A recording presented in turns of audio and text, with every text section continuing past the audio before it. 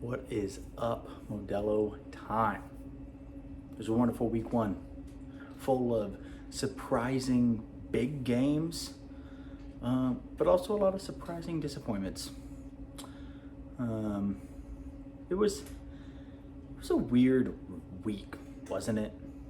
You know, the Rams getting absolutely obliterated. The Broncos going for a 64-yarder instead of giving Russ the ball. Not the Cowboys thing, though, because that happens quite a bit. Cowboys disappoint pretty often. Steven knows all about that. Anyway, you know what? Let's just get into fantasy football. All right, let's just get into fantasy football. We're just going to kind of run through some of these games. Maybe look at the weekly report the Sleeper gives us just a little bit, and get ready for week two, because it starts tonight. So here we go. Let's look first at the weekly report. Right, best manager in this case means most efficient manager. Goes to Steven. Congratulations, Steven. Your lineup had 91% of your possible points. If you would have had, with your perfect lineup. And the worst manager, which I think we had kind of all saw coming this week, was Corey Graham. Congratulations on that, I guess. You only had 55% of your perfect lineup score. Hey, it's week one. A lot of mistakes.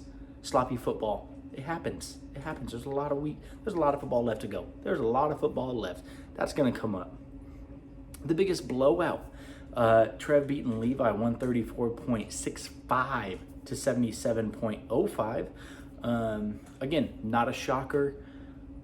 Levi's a rebuilding team. Trev, considered by a lot of people in this league to be the favorite for this year. So, kind of not really a surprising one there. And then we have the narrow victory in the week one Smith Brother Bowl. Eric, taking that week one victory over his brother, who, a lot of people also think Ben is a championship contender, and Eric proving week one that he's here to compete this year, winning that by just under 4 points. Highest score on the week was me, obviously, with 150.5. Makes sense. Makes sense that I'm the highest scorer. Why wouldn't I be? Lowest scorer, again, here we go. Repeat guy, Corey Graham with that 75.1. Overachiever, so this is going to be you're overachieving your projected score.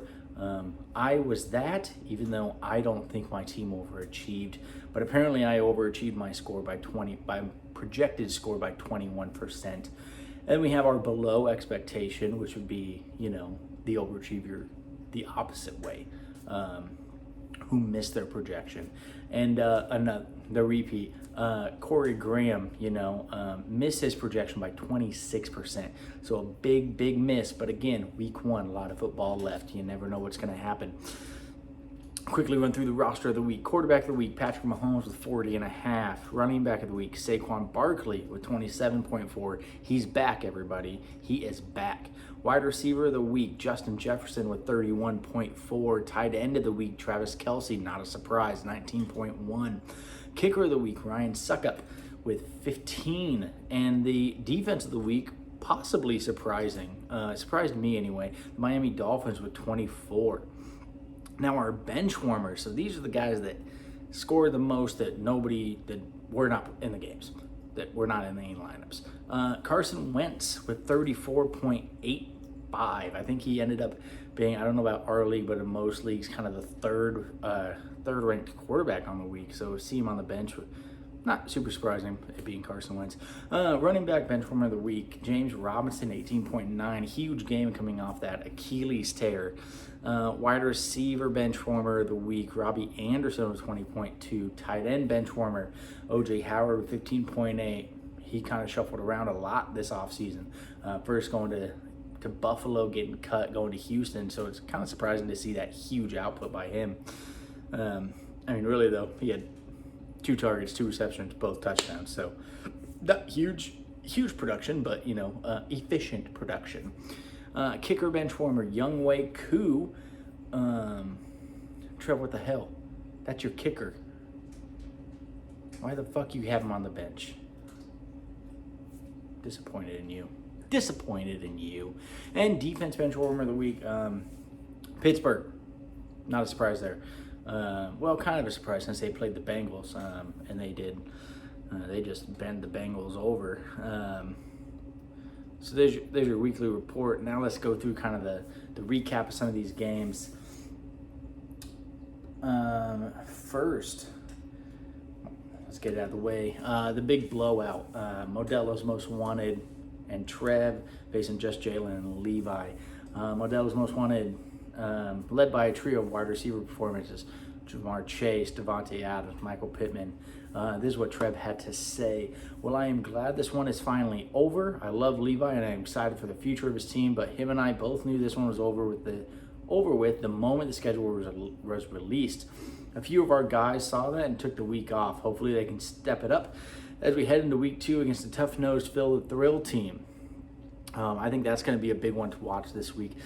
Phil the Thrill, winning a low-scoring matchup, but proving he can compete with the upper teams. And, again, if that team stays healthy again this week, that's going to be a good one to watch.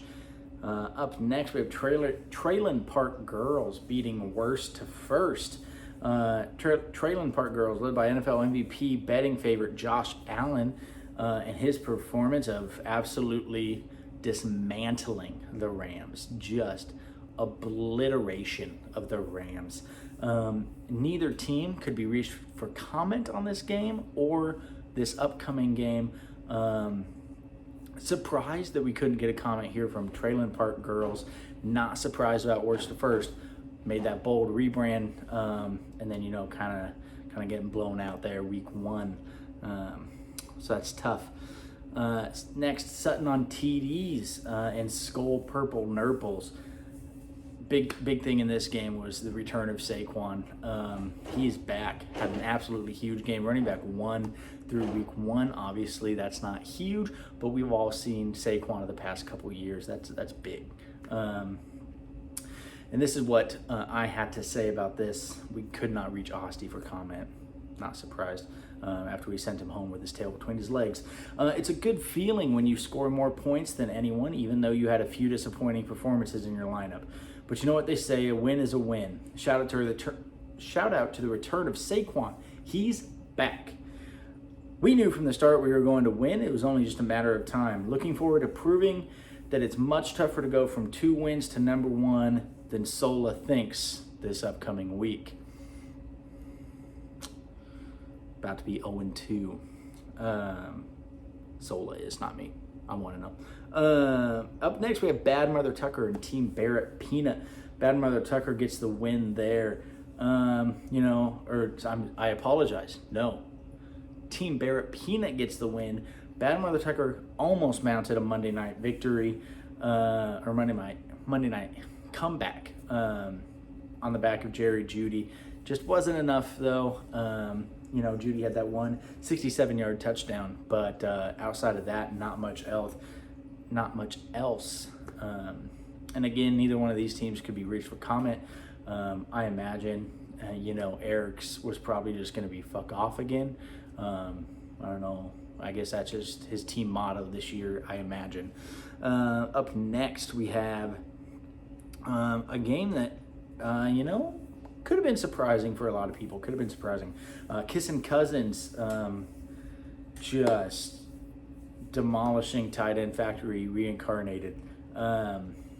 Kissin' Cousins led by the performance from Cordero Patterson.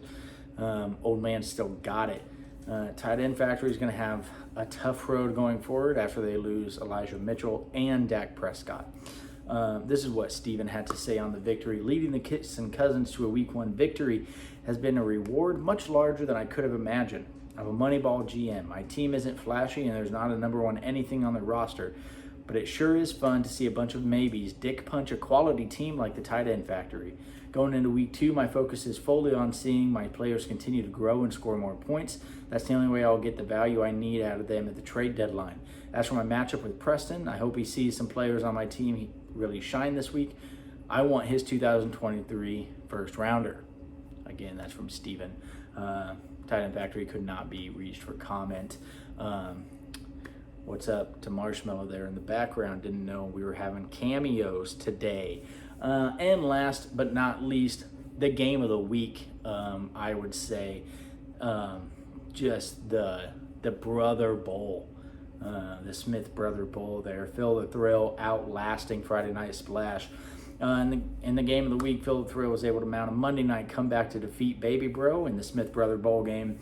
Phil the Thrill was able to lean on a balanced attack from his lineup as his defense was the scoring position with the highest scoring position with 14 points, and really a goose egg from Cam Akers for Friday Night Splash really hurt in this one. This is the statement we got from Eric on this game. I knew when the schedule released, this was the game everyone marked in what could be a future championship matchup. To get the win with all but one of my players underperforming shows true grit. We beat a championship caliber team. Now it's time to do the same thing this week. So he's got his sights set on beating Modelo's Most Wanted. Hey, week 1's down. Some of us are rejoicing. Some of us are crying. I'm glad I'm on the rejoicing side of that. We have a lot of football left. We have a lot of weeks of this. So if you lost last week, hey, don't be too down on yourself. It's okay. Hey, there has to be losers in this world, okay? It's the only way there's winners. You know, it's the only way people can win. Somebody's got to lose. And unfortunately, you're one of them. If you lost, you're a loser. I don't know what that feels like. It's been a while, I guess, since I lost, but yeah, And if you won this week, gloat. Do it. Fuck this humble bullshit, okay? Being humble is so overrated. It doesn't get you anything. What does it get you? People are like, oh, he's so humble. I don't give a shit. I don't fucking care what other people say. I ain't being humble in fantasy football. It's fantasy football. I mean, I know it's more important than most things in life, but it's fantasy football. I ain't gonna be humble about shit. Let's have a week.